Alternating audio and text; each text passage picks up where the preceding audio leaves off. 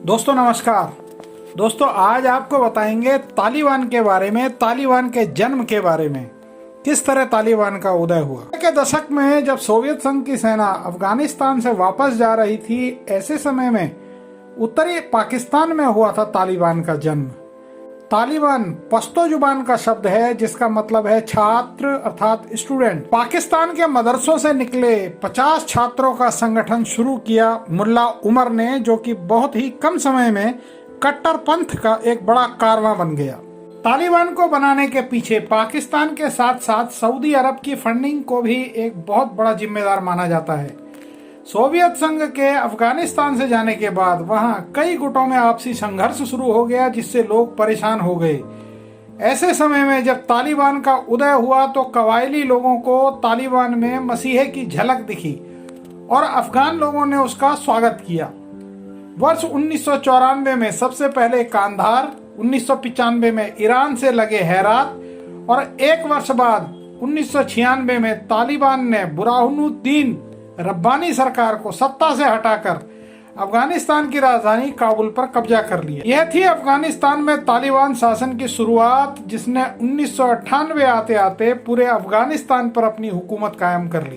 तालिबान ने अफगानिस्तान के पश्तून इलाकों में वायदा किया था कि अगर वे एक बार सत्ता में आते हैं तो सुरक्षा और शांति कायम करेंगे, वे इस्लाम के साधारण शरिया कानून को लागू करें। लेकिन कुछ समय बाद ही तालिबान नागरिकों के लिए एक सरदर्द साबित होने लगा। तालिबान ने शरिया कानून के मुताबिक अफगानी पुरुषों के लिए बड़ी हुई दाढ़ी रखने और महिलाओं के लिए बुर्का पहनने का फरमान जारी कर दिया। टीवी, म्यूजिक, सिनेमा पर पाबंदी लगा दी गई। 10 वर्ष की उम्र के बाद लड़कियों के स्कूल जाने पर मनाही थी। अफगानी महिला को नौकरी करने की इजाजत नहीं थी। लड़कियों के लिए स्कूल, कॉलेज और यूनिवर्सिटी के दरवाजे बंद कर दिए गए थे। किसी पुरुष संबंधी के बिना घर से निकलने पर महिला का बहिष्कार कर दिया जाता और उसे सजा दी जाती। पुरुष डॉक्टर द्वारा महिला और लड़की का चेकअप करने पर भी पाबंदी लगा दी गई। महिलाओं पर नर्स और डॉक्टर बनने पर भी पाबंदी लगा दी गई। तालिबान के किसी भी आदेश के उल्लंघन करने पर महिलाओं को निर्दयता से मारा और पीटा जाता था। शरिया कानून के तहत तालिबान ने महिलाओं पर कई तरह की बड़ी पाबंदियां लगा दी। शरीयत का उल्लंघन करने पर बहुत ही क्रूर सजाएं उन्हें दी जाती थी, जैसे हत्या के दोषियों को सरेआम फांसी, चोरी की सजा के फलस्वरूप हाथ और पैर काटना, महिलाओं को भी सरेआम कोड़े मारना।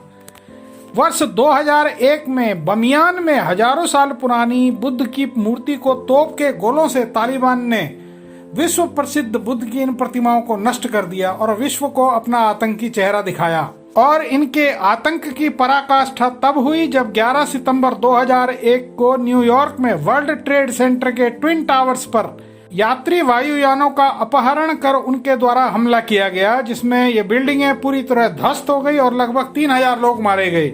इसी तरह के पेंटागन पर हुए हमले में 184 लोग मारे गए थे। इनमें मरने वाले और घायल हुए लोग लगभग 70 देशों के नागरिक थे।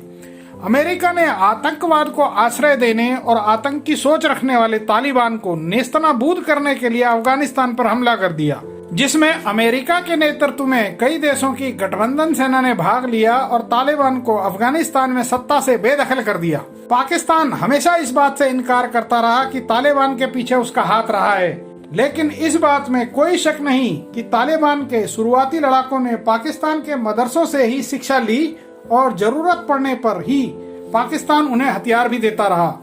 जब 2001 तक तालिबान अफगानिस्तान की सत्ता में था, तब भी केवल 3 देशों ने ही उसे मान्यता दी थी: पाकिस्तान, संयुक्त अरब अमीरात और सऊदी अरब। तालिबान के साथ कूटनीतिक संबंध तोड़ने वाला भी पाकिस्तान ही आखिरी देश था। आज के समय की स्थिति यह है कि तालिबान एक बार फिर कई चरमपंथी संगठनों के साथ अफगानिस्तान पर पूरी तरह काबिज हो चुका है, केवल पंजशीर क्षेत्र को छोड़कर। अफगानी नागरिक भी पुराने तालिबानी शासन को याद कर देश छोड़ने को तैयार हैं और आज भी पाकिस्तान तालिबान को विश्व समुदाय से मान्यता दिलाने के लिए मरा जा रहा है। आने वाले समय में तालिबान ही कहीं पाकिस्तानी के लिए भस्मासुर साबित ना हो, क्योंकि अब तालिबान ने पाकिस्तान को भी आंखें दिखाना शुरू कर दिया है। तो दोस्तों, यह वीडियो आपकी कैसी लगी? आप हमारी वीडियो को लाइक करें, चैनल को सब्सक्राइब करें, बेल आइकन की घंटी प्रेस करें और अपने दोस्तों के साथ ये शेयर भी करें। आप आपका कीमती समय हमें देने के लिए धन्यवाद। नमस्कार।